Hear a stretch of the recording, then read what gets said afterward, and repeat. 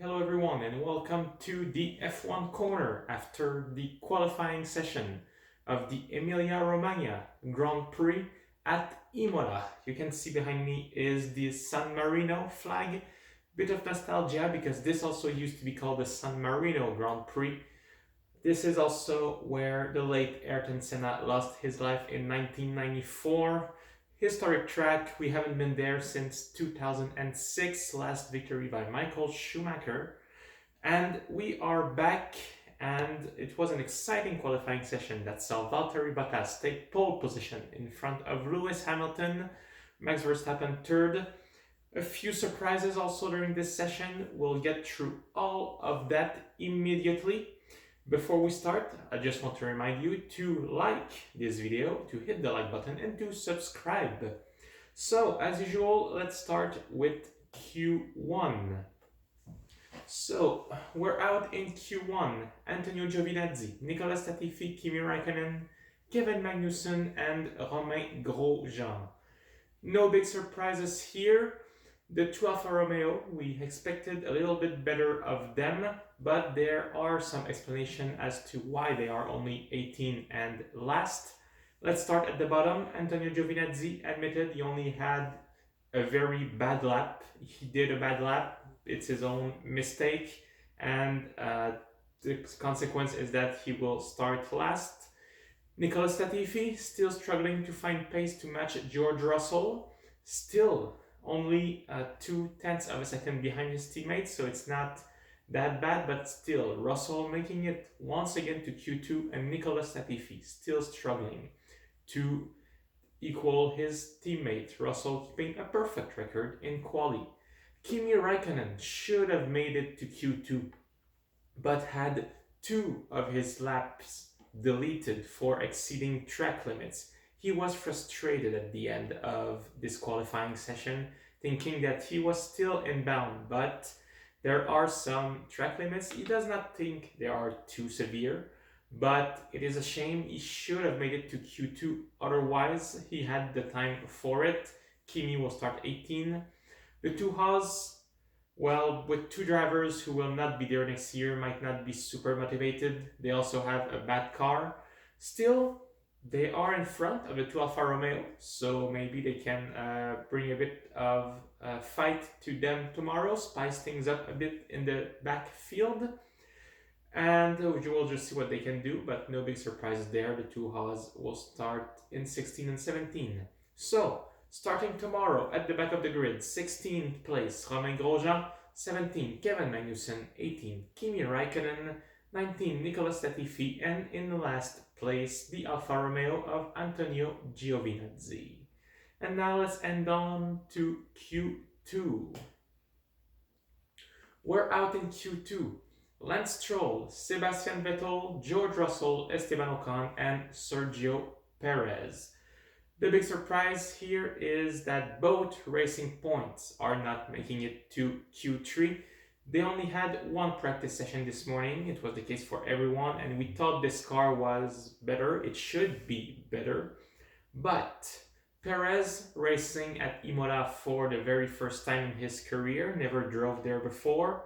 Lance Stroll seems to be a bit on a losing streak for the last few races. He's been in 4 races without getting a single point, often out-qualified by Perez, as we've seen throughout the last season and even this year.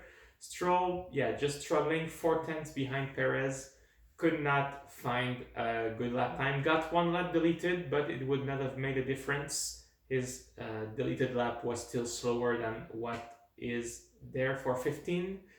14th place, Vettel, another driver who never drove at Imola, but did not make it to Q3 once again, while teammate Charles Leclerc did, which is just showing that Leclerc is still at ease with this Ferrari, where Vettel is struggling, thinking about next season, probably as his head is not with Ferrari anymore.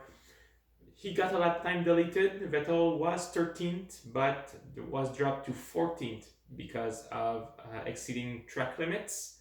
George Russell did an outstanding lap, I don't think he could have done better. He doesn't think he could have done much better himself. Got everything out of that car, starting 13. Great result for the Williams driver. Esteban Ocon, tough Q2. Did not make it to Q3 while his teammate did. Will start in 12th place, and Sergio Perez, we mentioned it before, a bit of a surprise. They never drove at Imola, but also if you look at those times, look, 7th place, 1:15.017, 11th, 1:15.061. There is less than 5/100th of a second between Sergio Perez and Charles Leclerc in 7th. There is 1/100th of a second separating him from a 10th place in Q3. That midfield is just so jam-packed together. It's going to be super exciting to watch tomorrow just by looking at those times that they all set. So we'll start tomorrow in 11th place. The racing point of Sergio Perez. 12th place, Esteban Ocon. 13th place, outstanding result for George Russell. 14th, Sebastian Vettel for Ferrari, and 15th, Lance Stroll. And finally, let's head on to Q3. So, as mentioned before, Bottas on pole, Hamilton second, and Verstappen third. But let's start at the bottom. The two McLaren making it to Q3, but starting on the 5th row. They will be a bit disappointed by that result. They have more under the hood, considering that both AlphaTauri, as we can see, are starting in front of them. A car that is behind them in the championship, but that has just been feeling super great all weekend. On the bright side for McLaren, they start in front of both racing points, but the racing points will get a free choice of tire at the start of the race. So we'll have to see what can the McLaren do. Can they bring the fight and maybe try to gain that 3rd place in the championship that they are fighting for?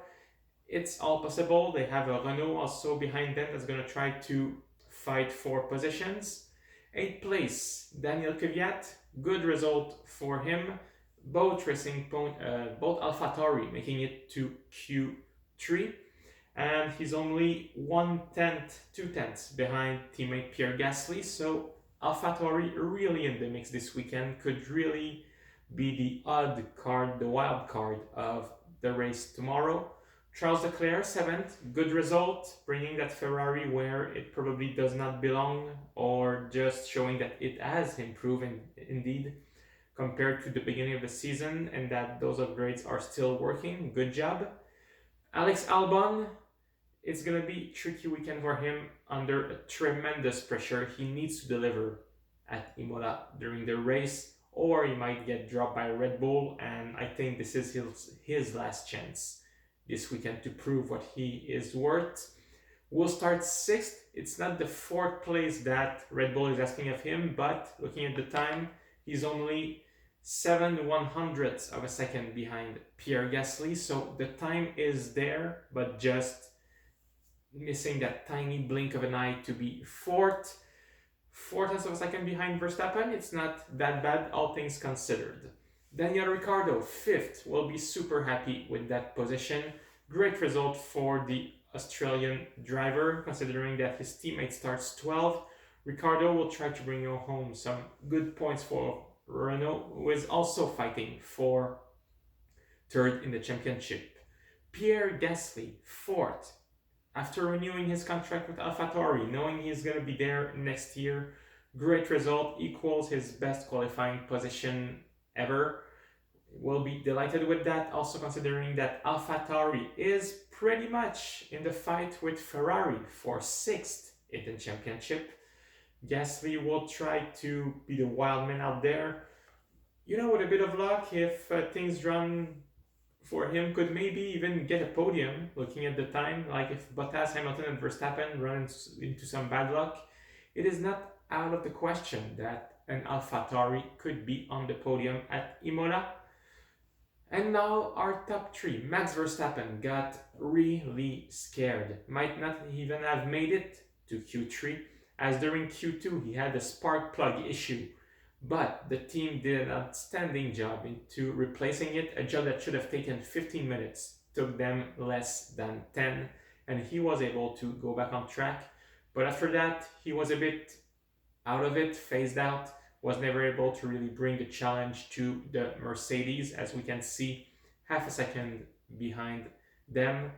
But we'll have to deal with third place. It is where that Red Bull is at the moment, and hopefully tomorrow he can bring the fight to Hamilton and Bottas. It is a long straight into the first corner, so aspiration will be into the mix, and maybe he can pass one of them.